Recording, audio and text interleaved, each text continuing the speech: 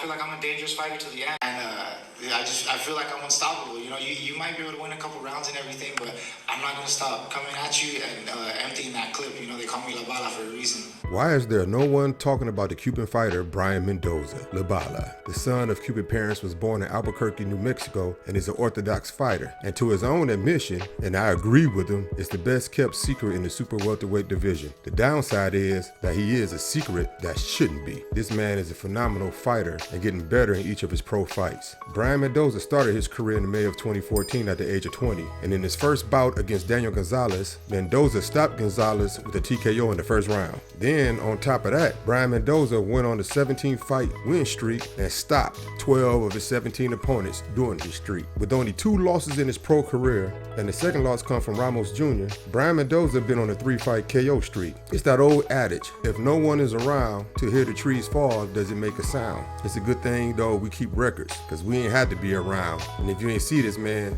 just look at the box rack, and those last 3 guys got KOs by their name. The last 2 fights been against Jason Rosario, and the other one being the big man himself, the towering Hyperion Costa Redwood Tree. If y'all know what that is, Google Sebastian Fedora. And when he stopped him in the 7th round, clearly was the KO of the year and the moment of Brian Mendoza's career that should have him in the boxing headlines to this day. But I get it. We've been having some great fights this year. Benavidez, Caleb Plant, Tank and Garcia, Lomachenko and Devin Haney, and the mega fight that's coming, Earl Spence Jr. versus Terrence Bud Crawford. This has definitely been the brightest lights that has been shining on the sport of boxing in a while. But just because the lights are bright on the top guys right now, doesn't mean there's no other dogs in this yard that can get down and throw them things. And on this channel, that's what I'm about. Yeah, I know, I would talk about the trendy topics, the top guys. I know that's what you people want to hear, but I'm a fan of boxing, period. And I'm gonna talk about the boxers, not only in this country, but from around the world. And that doesn't mean I'm just gonna talk about the most popular guys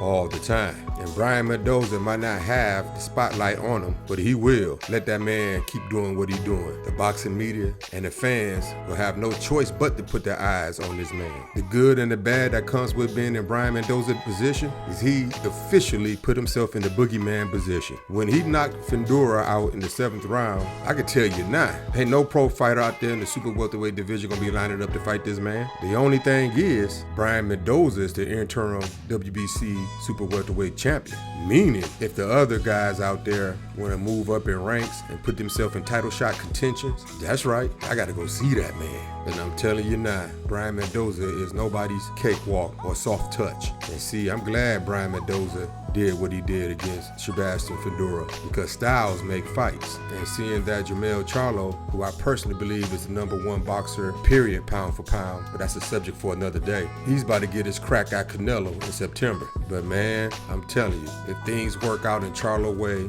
I don't know if he would stay up there or come back at 154 and fight Mendoza. But if he does defend his undisputed super welterweight championship against Mendoza, that's gonna be fireworks, because both of those guys are boxer punchers. And there's no way a collision like that will not be an all-out war. I'm Big Jim OG. Comment down below, like and subscribe, and I'm out.